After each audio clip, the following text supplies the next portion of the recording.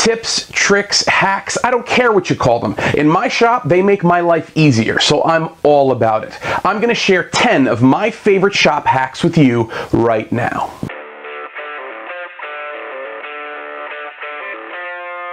So my back is still a mess. I found out I have a large herniation at the L5-S1. I don't know what that means, but it hurts. So I thought in order to bring some value to you guys, I would share my shop hacks with you. Now I have a ton of these, but we're gonna start with 10 of them for the day. I think that should be enough.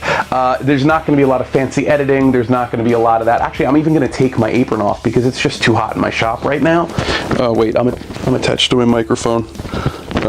There we go. So, ow. Let's get to it. Shop hack number 1, really easy. Boom. Dry erase markers. Dry erase markers. I don't know if you can see those.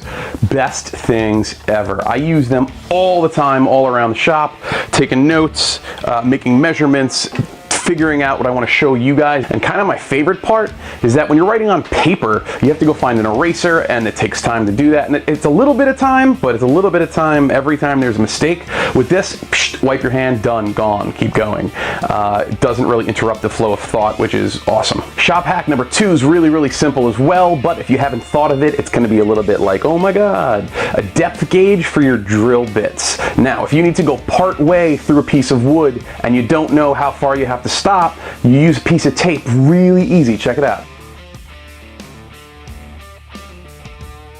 The next shop tip actually deals with gluing wood together. Most of the time when you go to glue 2 pieces of wood together and you put the glue in the center, they slide when you try to clamp them. Really easy fix for that, but we gotta go to the kitchen first.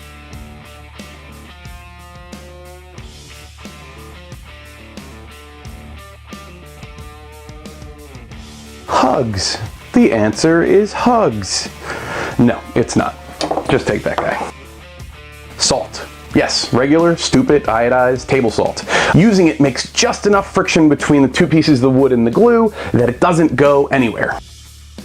The next shop hack was taught to me a long time ago by my father. So long ago, I can't even remember the first time I used this. And that is simply when you open a new can of paint, before you go to use it, take either a nail or an awl, or in this case I'm going to use a nail set, go around the perimeter of the can and add some holes. That way when you go to use the paint and you clean off your brush on the side of the paint can, that paint goes back into the can as opposed to rolling down the side or collecting around the rim, keeping your project nice and neat. So now that I opened that specific can of paint, my lab, my workshop, whatever you want to call it, actually reeks right now of paint. So I'm going to do a shop hack I wasn't planning on doing. Totally free of charge, here's your bonus tip. And I can't take credit for this one. This one I actually got from, I think, Bob Vila from This Old House, or no, it wasn't him. One of the guys from This Old House from their awesome YouTube channel, which, again, if you don't know about, you should totally check out. Lots of awesome stuff on there. This is a ventilation hack, I guess you'd call it. Really simple to do. I don't know how it's going to come out on film because I have to film at the window with the light outside being very bright today, but we'll see. First, measure the distance across your window frame and then find a piece of wood that matches that dimension. You're then going to hold it up, open the window, and mark exactly where that open window space is on that piece of wood. Grab 2 screw hooks and put them into the wood in that open window space that you've marked out. You're then going to take the measurements between those 2 screw hooks and transcribe that onto a box fan. Screw out those 2 holes, affix the piece of wood to the window frame. You know what? This might be a bad idea leaning over a table with a back injury. And that face told me that this video wouldn't be up on time this week. But let's continue. Sometime later. Then all you gotta do is hang the fan from those hooks, plug it in, and bada boom, ventilation. Often when you're hanging something on the wall, you need a free hand to hold whatever it is that you're putting up. So instead of having all the screws in your hands, you can put a magnet on your drill to hold all of those screws for you, and it works great. Now, number 6 deals with my favorite workshop duo, and that is CA glue and activator, also known as crazy glue and the stuff that makes it stick really fast. Whenever you're using wood glue in the shop and you're putting two pieces of wood together, but you don't want to wait to have to clamp and let it dry, you can use CA glue and activator to temporarily hold the wood together, giving the wood glue time to dry but allowing you to get on with your project. In order to get perfect 90-degree holes into a piece of wood, most people use a drill press. But if you don't have one, there's a great shop hack that can show you how to drill directly straight into a piece of wood. The first thing you do is take a right angle straight edge or a square and draw a 90-degree line to the side of a piece of wood. Then using that line that you've drawn to calibrate one direction and the wood itself to calibrate the other direction, as long as you keep them in line with both of those, you'll get a straight hole every time. Number 8 is a really simple hack that I have used a ton. Remember that time that I was working with filters in my workshop and they exploded?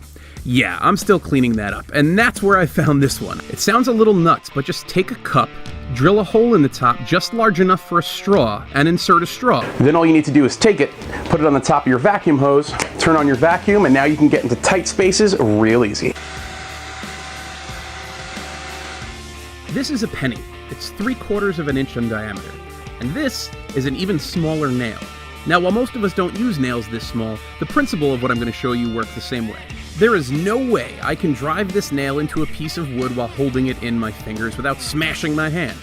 Now, if I take a pair of pliers and I hold this, I can put it into the wood without any issue at all.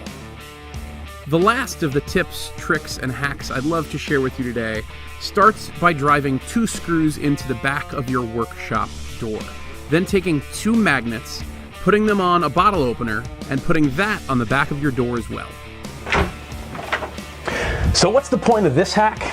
Really easy. When you're done with all this work, it's time for soda. And you'll always know where your bottle opener is to open one. Do they even make soda in glass containers? No? Well, whatever. We'll see you guys next time, Wednesday, 4 o'clock. If you love this one, click subscribe and make sure to smash that little bell icon. That'll attach you to me, and anytime I upload something new to the internet, you will be made notified immediately. Take care.